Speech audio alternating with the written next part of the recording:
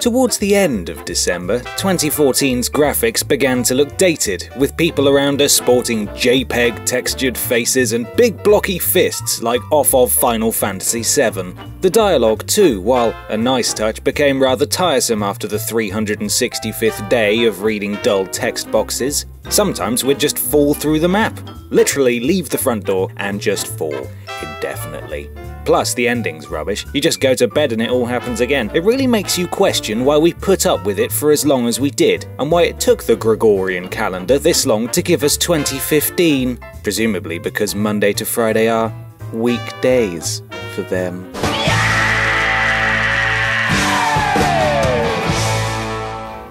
But don't worry, because shiny new 2015 is here and promises to revolutionize the way we live our lives. Maybe. With this revolution in Gregorian calendar progression comes a load of new games what came out in January. Games that inspire thoughts of what game is that? And why's that getting a re-release? And my personal favourite, that game's f***ing whack.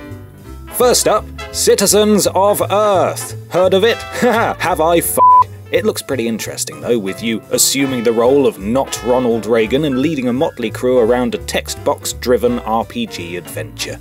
Our reviewer called it one long joke about politicians, and who can't relate to that, huh?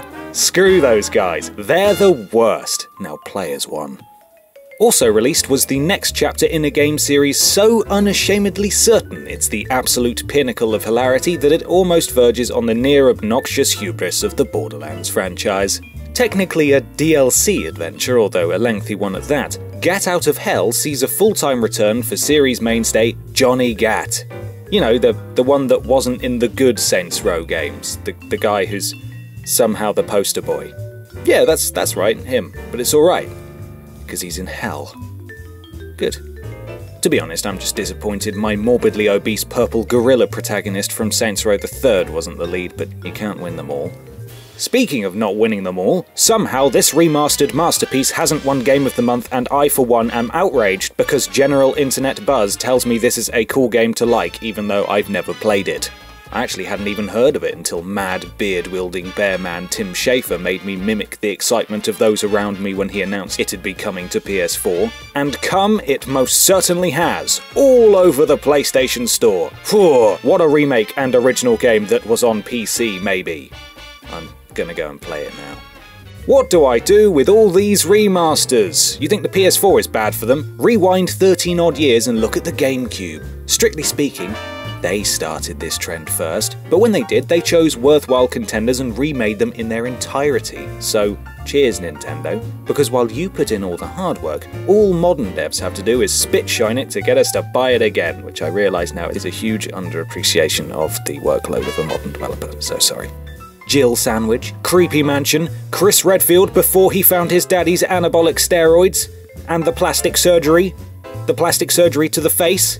Check, check, and double check. It's well cheap too, so get on it, you mug. However, taking the severed arm, we knew it would come in handy, for January 2015 is Dead Island 3. Dying Light. It's a big open world where you scavenge for weapons and destroy hordes of lumbering undead, but be careful, for at night a lumbering they are most certainly not. It really begs the question of what a zombie's eyesight is like during the day. One would presume in a post-Shaun of the Dead world that they would conduct such tests on the living dead, but all we can do is hypothesize. Is sunlight blinding for eyelidless eyes? So while we can see fine in the day, do they struggle and are slower as a result? But at night, when there's no brightness to speak of, they are far more confident in their ability to clamber and sprint after you, forcing you to whip out some wicked free-running skills with a Z. Alternatively, they could be solar-powered, and they spend the day charging up before dashing about in a mad, all-you-can-eat nighttime buffet. Important questions. And questions Dying Light doesn't offer answers to, but that doesn't matter, because killing zombies is fun, and so is Dying Light. That's January done then, and February's not far behind it. So comment, like, favourite, share, Google+, Bing, Vimeo, Dig, Bebo, MySpace, and wave at us to help spread the word about how much fun we had here today. And thanks for watching.